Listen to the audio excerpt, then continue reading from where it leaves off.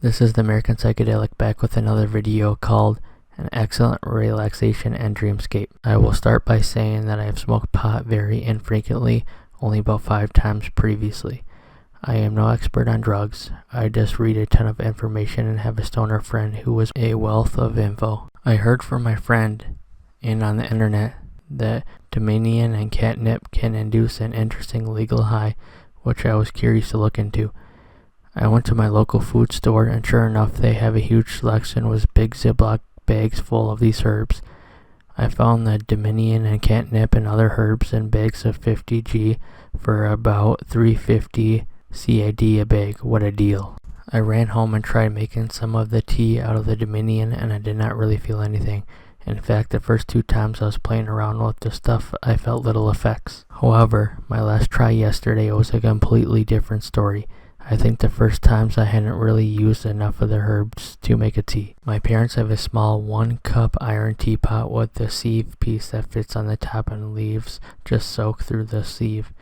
It was pretty large screen, so I decided that I'd try 1 tablespoon of Dominion and mix it in with 1 tablespoon of catnip. There is very limited information on the internet about the dosage of these two, so I decided I would benchmark it here. This is a lot more than I used the first time.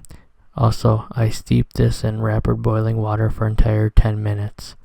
I figured the longer it had to dissolve the actual medical properties from the leaves, the more effective. I only steeped the tea for about 3 minutes the first time. I used 1 cup of boiling water in the tea. After this, I added just a bit of honey to the mix and drank it down relatively fast. It's not a bad tasting combination. It's actually quite subtle. So I drank that down and my mom was in the living room, so I decided to just fool around playing piano a little bit. After about 15 minutes, I stood up and I knew it had hit me. I was feeling slightly numb all over. My legs and arms were feeling heavier and I just felt generally relaxed. I went downstairs and tried to listen to some tunes on the computer, but it was on the wrong setting, so I went outside and sat on my deck. It was beautiful, clear evening out. Birds singing, all the good stuff. I was just completely relaxed.